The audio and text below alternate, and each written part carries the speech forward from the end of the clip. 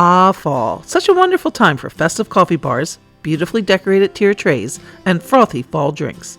In this video, I will show you how I made quick and easy stir stick and drink mix recipes, as well as adorable fall canisters to hold them in.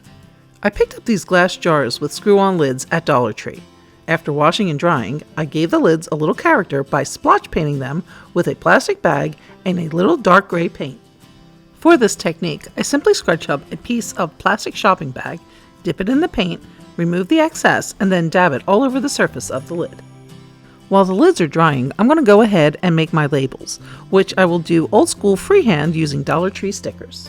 And the drink mixes I'll be making are Butterscotch Hot Cocoa, Pumpkin Spice Latte, and Spiced Caramel Apple.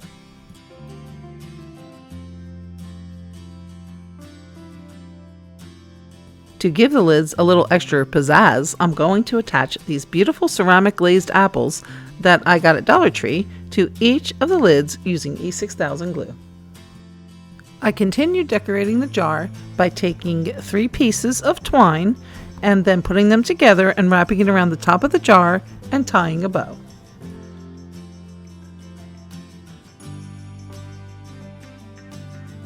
For the first drink mix, I'll be making Butterscotch Hot Cocoa, and it's pretty simple. I use hot cocoa mix and butterscotch hard candies. The ratio is 2 crushed butterscotch candies per packet of cocoa. I found that you can crush the candy right in the package, but if making more than a cup or 2, it may be easier to place the candies in a plastic bag. For large batches, the ratio would be 1 cup hot cocoa mix to 9 crushed candies. For the DIY Pumpkin Spice Latte mix, I picked up a box of this cappuccino French vanilla packets at Dollar Tree. For each packet of mix, I'm going to add 1/2 teaspoon of pumpkin pie spice. I put all 5 packets of the cappuccino mix in this bowl, so I'm going to go ahead and add 5 1/2 teaspoons of the pumpkin spice and then mix well. Now, as you can see, I used that entire box, all 5 packets, for this mix, but it didn't yield very much finished product. Therefore, it's probably best to head on over to the supermarket or Walmart and pick up canisters of this French vanilla cappuccino, and you'll get a lot more and it's a better quality. Lastly, I'll be making the Spiced Caramel Apple drink mix.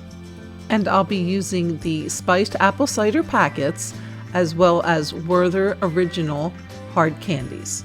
And again, I will just be using 2 candies per packet of cider.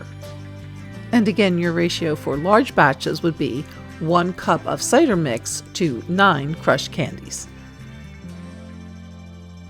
To make the first set of stir sticks, I'm going to be using the Werther's Original Hard Candies. I put 6 candies on a cookie sheet lined with a silpat, but you can also use parchment paper here. And then I put them in a 350-degree oven for 5 minutes. For the toppings, I'll be using some cinnamon, as well as some cut up dried apples, and fall sprinkles. For the sticks, I'll use these plastic coffee stir sticks that I cut in half. When the candies come out of the oven, you will need to work quickly but carefully, as both the candies and the pan will be hot.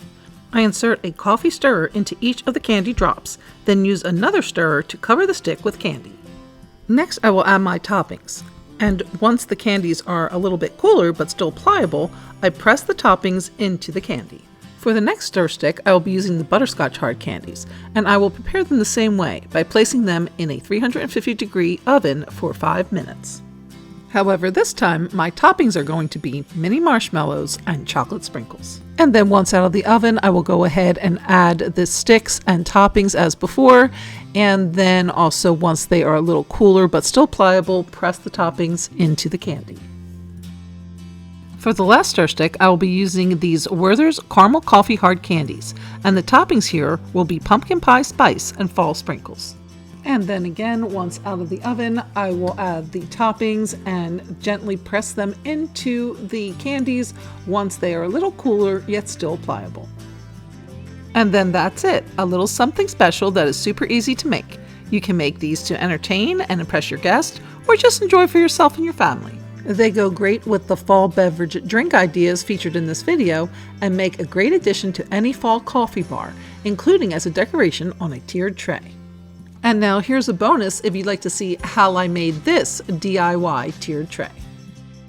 To make, I used a Dollar Tree small dog bowl, a Dollar Tree cake pan, a pie plate, as well as a large pizza pan. To prep the metal for the paint, I wiped down each piece with some white distilled vinegar. To paint, I'm going to use some dark gray paint and some light gray paint. It doesn't matter which brand you use as long as you have that color variation. And then as my applicator, I'm going to use a scrunched up plastic bag, and I'm going to just kind of pounce the paint on, starting with the dark paint all over the surface of the pans. And this, I think, gives kind of like an old school galvanized finish. These newer galvanized finishes tend to have like a thumbprint kind of look.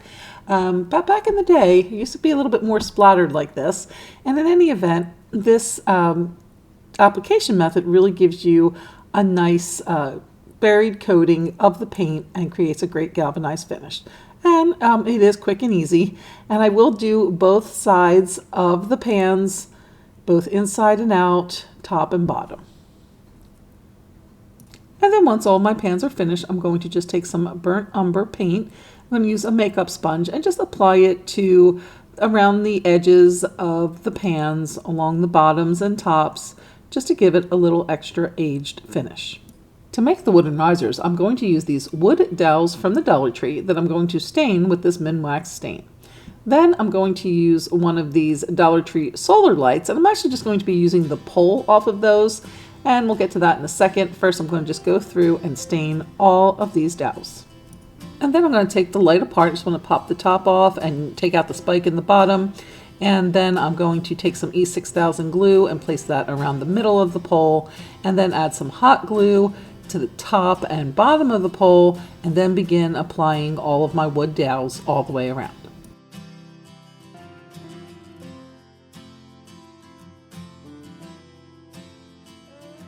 And then once that's done, this is what your wood riser will look like. Now, to better stabilize the riser, I am going to add one of these round discs to the top of each riser, except for the top one, where I will be keeping that empty because I'm going to add this little net from this Dollar Tree toy to create the loop on top. But of course, I painted that with some silver paint first. And then once all the pieces are glued together, here is the finished project. And then here it is decorated for fall on my fall coffee bar. You can see all the cute little pumpkins. There are some of the fall coffee bar stir sticks that are on there, as well as the cream and sugar.